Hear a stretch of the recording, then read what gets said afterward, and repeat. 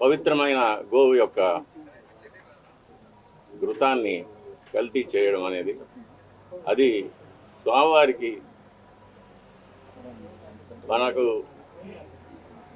జీవితాన్ని ఇచ్చే స్వామివారికి ఇటువంటి అపచారం జరగడం అనేది చాలా విచారకరమైన విషయం. ఇవన్నీ చూసే పాపం కూడా మనం చేశామా అనిపిస్తుంది ఒక్కొక్కసారి. దీన్ని ఎన్నోసార్లు అప్పటి ఈఓ గారికి, చైర్మన్ గారికి దృష్టికి తీసుకెళ్ళి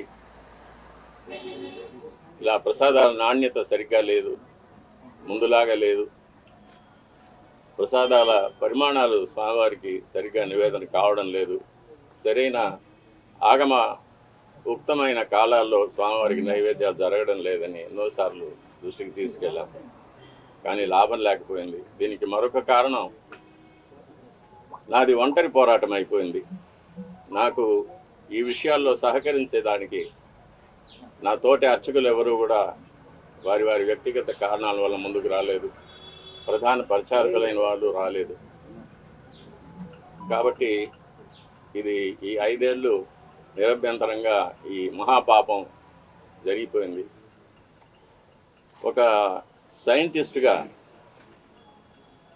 ఈ నెయ్యి యొక్క పరీక్షల యొక్క ఫలితాలు కూడా నేను చూశాను, ల్యాబ్ రిపోర్ట్స్ చూశాను. ఇందులో కూడా వెజిటబుల్ ఫ్యాటు, అనిమల్ ఫ్యాటు, జంతువుల యొక్క కొవ్వు పదార్థం, స్థావరాల యొక్క జంగమాల యొక్క కొవ్వు పదార్థాలు కలిసినట్టుగా ల్యాబ్ రిపోర్ట్ను చూశాను. పరిశుద్ధమైన ఆవు పాలతో తయారు చేసిన నెయ్యిలో అది స్థావరమైనా కానీ జంగమమైనా కానీ కొవ్వు పదార్థాలు కలవడానికి వీలు లేదు. అది ఇంప్యూరిటీస్ కింద లెక్క వస్తుంది.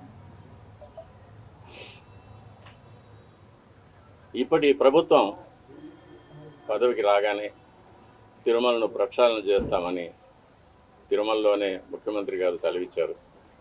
దానికి తగినట్లు ఎన్నో చర్యలు తీసుకున్నారు కూడా. ఇది అనుకోకుండా బయటపడిన విషయం. దీనికి కూడా పరిహారంగా కర్ణాటక డైరీ నుంచి నందిని మార్కు నెయ్యిని, శుద్ధమైన ఆవు నెయ్యిని మళ్ళీ కొని స్వామివారికి ప్రసాదాలు తయారు చేయించడానికి ప్రభుత్వం నిర్ణయం తీసుకుంది. చాలా హర్షణీయమైన విషయం.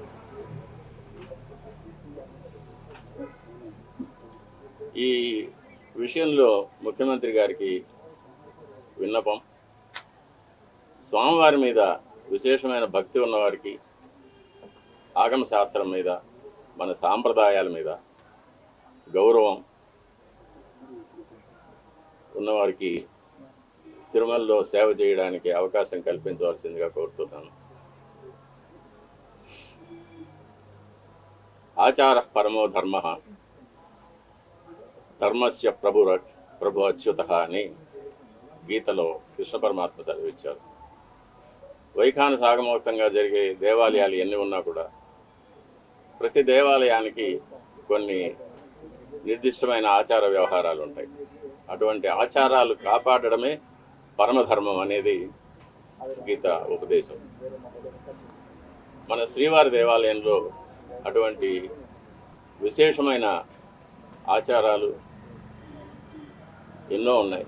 అటువంటి ఆచారాలన్నింటినీ కూడా మనం మరి పెద్దలు ఎలా మనకు కాపాడి ఇచ్చారో అదేవిధంగా కాపాడి ముందు తరాల వాళ్ళకు మనం అందజేయాలి. The last 2 days I am seeing all the reports in the media about the raging controversy on Tirupati Laddu. It is not a controversy. It is directly hurting the sentiments of crores of people like us. Mostly the people who believe in the prasadam, people who believe in the Sanatana Dharma worship of the deity. What has happened is, we have been already saying that the process of tendering, when you purchase items for the Swami, like the ingredients for laddu, you go for a lowest bidder The moment you go for the lowest bidder, you are asking for trouble. In fact, the best cow ghee today cannot be less than 1000 rupees per kg. How can a person quote 320 rupees? If somebody is quoting 320 rupees, I am not going exact amount value, but if he is quoting 320 rupees, every packet of that might be containing adulterated ghee. So it's a big hurting issue.